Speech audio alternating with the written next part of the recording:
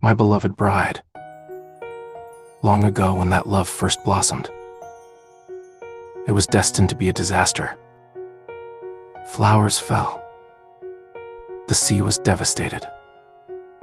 You and I were originally destined to be a moon-shaped relationship.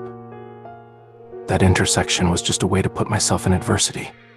That year, because I was forever infatuated with her eyes like a lake full of stars, her smile as beautiful as the bright moon on a full moon night, I left the mountains and rivers behind, rushing to embrace her to satisfy my desire.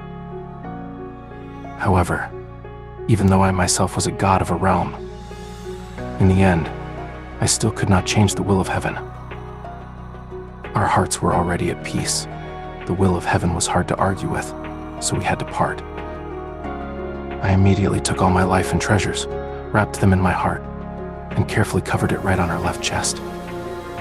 Perhaps she was the first and last human being I trusted, because just after the moment we parted, those people who were called weak humans but had dirty and evil intentions destroyed everything I had.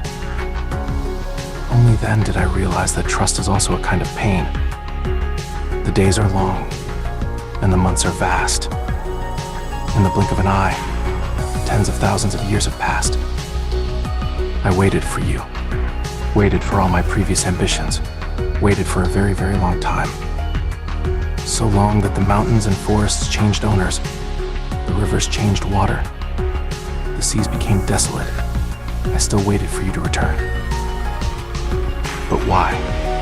Only see cruel people, but shadow. Where is your figure? I was so proud at that time. How much I blame myself. That the love I gave her must not be big enough. Is my blood not able to become one in her heart? So, she forever still can't break out of the cocoon and come back to me?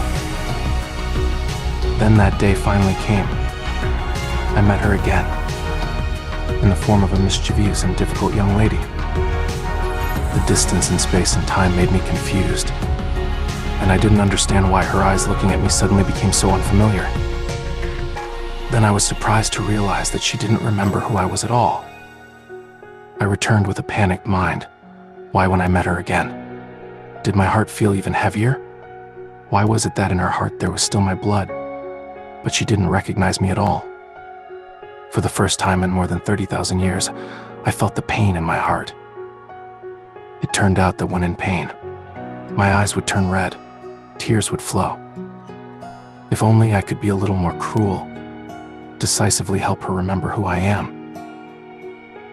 Maybe at that time I could freely hold her in my arms without having to make up all kinds of reasons. Just to have her visit, to have her feel pain. But it doesn't matter.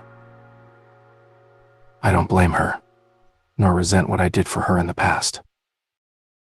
Even though she is no longer the bride of the sea god, she will always be the only exception to me.